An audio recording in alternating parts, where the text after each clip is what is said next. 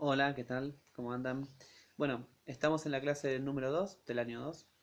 Es la continuación de la clase que habíamos arrancado con el texto de Silvino Campo, El cielo de claraboyas, el primer cuento de Viaje olvidado, que es un libro de 1937. Inclusive, El cielo de claraboyas es el primero de los cuentos que se publican de Silvina, por lo menos en esta versión de cuentos reunidos en un mismo libro.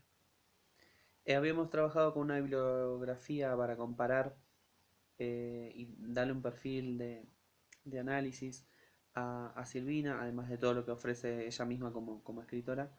El texto, un artículo de Catherine Lecuyer que resumía un poco todo lo que dice ella y sus formulaciones en Educar en el asombro, que es el libro capital y que más conocido la hizo ella, justamente para destacar la perspectiva y trabajar sobre la perspectiva, que en literatura se usa mucho, en la cuestión de la perspectiva infantil, a partir de la definición del asombro que vimos la vez pasada. Hoy en día vamos a analizar un poco más profundamente el mismo texto de Silvino Campo y vamos a colgar como bibliografía complementaria un artículo que se hizo en un congreso de Rosario del 2009 de Carolina Marangüello, argentina, que es de La Plata, y que, mm, y que justamente me interesa para profundizar, sobre todo un poquito más acerca de cuál es la perspectiva que se utiliza en Cielo de Claraboyas y que también caracteriza a la perspectiva en general de Silvina Ocampo. El artículo de ella es un poco extenso, son 10 páginas, extenso entre comillas. Si ustedes lo quieren leer, yo los invito porque además, por supuesto, va a decir mucho más de lo que vamos a resumir aquí. Léanlo, léanlo y si no leyeron Ecuyer todavía también véanlo, no se queden solo con los videos y con lo que nosotros resumimos aquí en este video porque suele quedar un poco corto. Siempre lo importante es Silvina, Ocampo el cuento y la tarea de escritura de ustedes, porque ustedes ya pueden analizar. Pero la biblio complementaria, justamente esta segunda clase hace hincapié en ellas para profundizar sobre la lectura y también para volver, como dice en la nota aclaratoria que tienen en el Word, para volver sobre la escritura de ustedes, si es que ya escribieron en la primera semana, y si todavía no hicieron la consigna en la segunda semana, la retomen desde ya dos comparaciones y dos análisis del texto capital de cada una de las clases. Bueno, esto a modo de metodológico.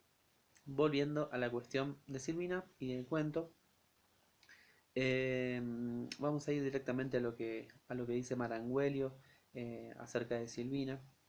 Empieza, empieza hablando acerca de la poética del realismo que caracterizó el siglo XIX, es uno de los movimientos artísticos y literarios eh, casi capitales del siglo XIX y también del siglo XX, pero bueno, el siglo XX se empieza a cuestionar. Eh, lo que nos interesa, o lo que interesa en este caso a Marangüello, es eh, justamente ir hacia la idea central del realismo en literatura, que habla más que nada es un movimiento que tiene mucha confianza en el lenguaje. Y Marangüello va a decir, es el movimiento que piensa que la realidad, eh, el arte puede colocar un espejo frente a la realidad e intentar reflejarla, ¿no?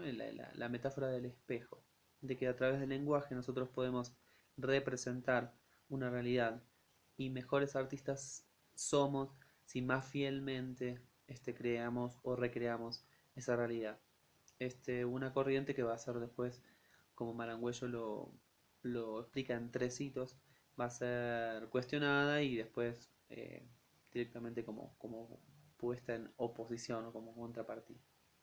Y justamente ejemplifica a través de Silvino Ocampo porque dice que la poética de Silvina Ocampo justamente eh, es una versión desviada, a partir de ciertos recursos como el que vamos a ver en Cielo de Claraboyas, es una propuesta diferente a ese realismo, ¿no? Entonces, Silvina Campo en principio eh, sería un corrimiento, una desviación, y también de alguna manera una contrapartida a ese realismo que piensa en un espejo.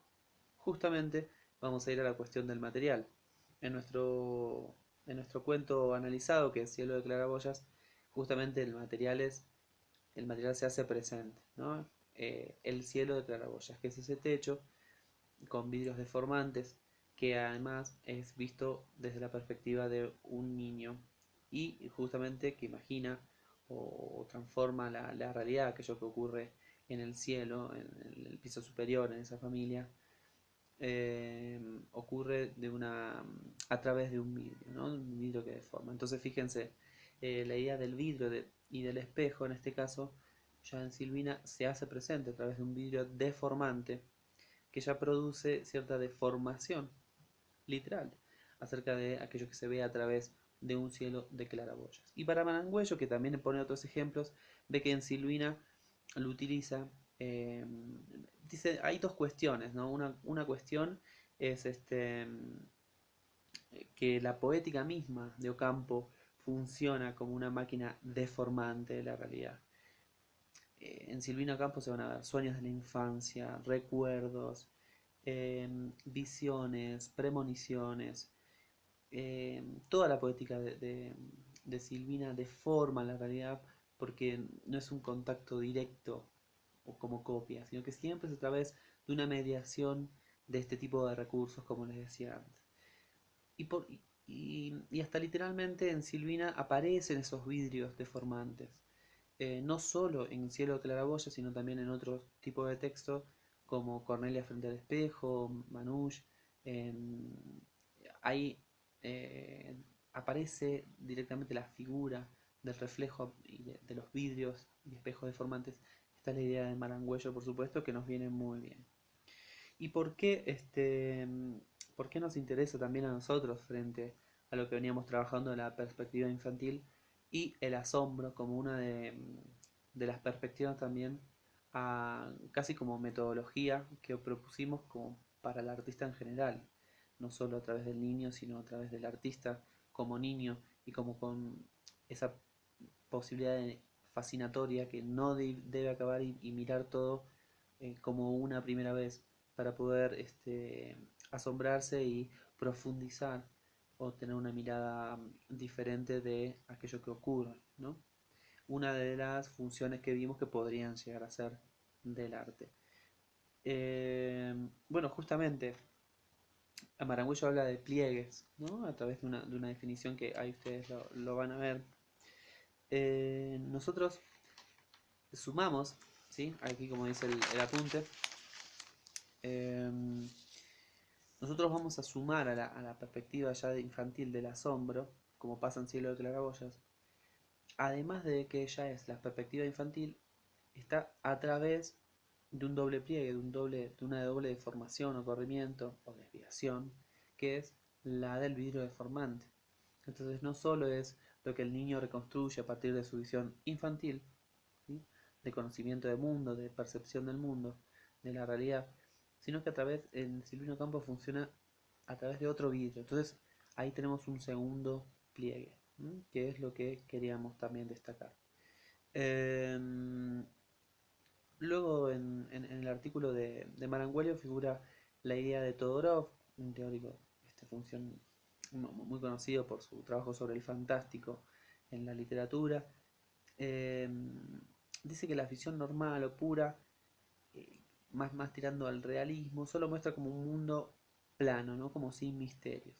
En cambio, contrapartida, los lentes, los espejos deformantes, este tipo de vidrios como el cielo de claraboyas, permiten como un descubrimiento de otro mundo. Se constituyen también como símbolos de una mirada que es a la vez indirecta y a la vez también transgresora. Fíjense, ¿no? Aquello que produce la desviación de un vidrio, tranquilamente podemos desplazarlo a la visión del artista, ¿no? Y generalmente con su visión transgresora, con una visión de profundizar sobre esa realidad que se presenta como plana y que a la hora de ser narrada o ser descrita en literatura, le hace también arte, intenta hacer una mirada por lo menos que transgreda y que intente este, romper ciertas reglas, ciertos patrones de cómo vemos las cosas y la posibilidad también de que al hacerlo nos volvamos a asombrar y también cuestionemos los órdenes establecidos, ¿no? Como decíamos en la clase anterior. Eh, Dice también Marangüello que el vidrio detiene la realidad. Es un poco como habla del espesor, de que a través de los vidrios hay como una especie de dilatación, entiendo yo, y con eso el tiempo no se comprende solo como tiempo, sino como tiempo real, sino también como un tiempo dilatado, un tiempo en el cual podemos detenernos un poco más para conocer, eh, descubrir o por lo menos cuestionar, como les decía anteriormente, cada uno de los objetos descritos. Ni hablar de lo que pasa en el cuento, ¿no? En el cuento que tuvimos de Cielo de Claraboya. Después hay otra cosa muy interesante que también tiene que tener en cuenta la escritura o en la reescritura de lo que han hecho, que es la cuestión entre la distancia que existe entre esta perspectiva infantil y supuestamente ingenua y aquello que describe, ¿no? Esa crueldad de lo que ocurre, que en este caso es el crimen, ¿no? De la institutriz sobre Celestina. Eh, Ocampo tensiona y cuestiona esa distancia, esa brecha que se arma entre lo que supuestamente es lo infantil, la mirada naif del niño, que no ve como el crimen. En este caso justamente no, lo pone en tensión. Y el doble pliegue, ¿no? El doble pliegue que permite justamente manifestar y tensionar por qué ese mundo infantil siempre tiene que estar cargado de inocencia y de candor. Y justamente en el cuento, fíjense que no hay una mediación del adulto. Si leyeron más a la Lecuyera, hay una idea interesante que tiene que ver con que el niño necesita mediar con la realidad a partir de un adulto. Acá Celestina no tiene adultos que le expliquen qué es lo que está ocurriendo. Ella directamente ve la acción a través de ese doble pliegue, ¿no? De su imaginación, de su perspectiva y del espejo vidrio deformante del cielo de claraboya. Entonces, sin la mediación del adulto, Silvina coloca muy bien la perspectiva infantil y le permite imaginar y ver cómo lo hace, ¿no? Con esa maestría también que ha descrito la imaginación de esa niña con respecto a lo que ocurre en el piso superior. Eh, Hay una cita de Blanchot también que me interesó, que tiene que ver con esa fascinación, que yo la relacionaba con la idea de concepto de asombro en Lecuyer, que dice que en la perspectiva, cuando uno está fascinado, un niño y también un adulto, un artista, esa postura de fascinación, no termina de percibir a ningún objeto como tal, como real. ¿Mm? En lo que ve pertenece, y esto es lo que más me interesa y subrayo, al medio indeterminado de la fascinación, también del asombro, ¿por qué no? Medio indeterminado, ¿sí? Es como un lugar, una especie como de limbo, en donde todo puede cuestionarse, ficción, realidad, ¿sí? A partir de cuando uno está en ese estado fascinatorio de asombro.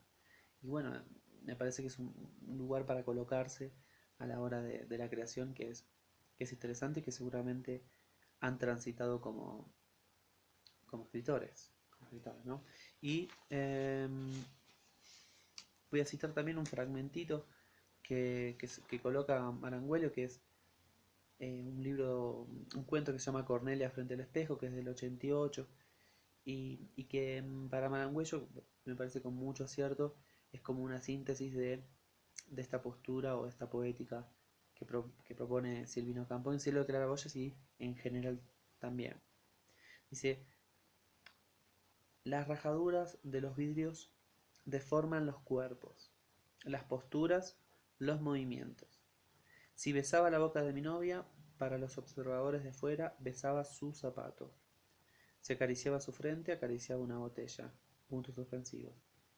Las rajaduras del vidrio inventaban posturas, las multiplicaban, pero nunca reflejaban la verdad. Y concentra eh, directamente lo que Silvina construyó después en toda su poética, Eh, los invito a que lean todo lo que puedan de ella, ¿no? Luego habíamos dicho que íbamos a ir sobre el texto de Silvina, dividido en párrafos. Ustedes si quieren, ténganlo a mano, ahora búsquenlo, pongan pausa y búsquenlo. Yo hice rápidamente para que no se extienda tanto este video. Eh, Fíjense que en el párrafo 1 hay una descripción muy poética, donde está definido un poco el tema de la belleza. Luego ya en el párrafo 2 se enuncia aquello que en Le Cuyer habíamos visto como una de las propiedades del asombro, que es la cuestión del hábito, que nosotros lo utilizamos también para la consigna de escritura, la rutina de la visita, ¿no? Y también en esto que le interesaba a Le Cuyer, en forma como de ritual, ¿sí? En donde el misterio, un ritual que tiene sentido y que al mismo tiempo conserva el misterio, ¿no? Algo que habíamos visto también en la consigna de escritura. Luego pasa la descripción de la perspectiva, ¿no? En los párrafos posteriores. Cómo está compuesta esa perspectiva a través de un cielo de claraboyas.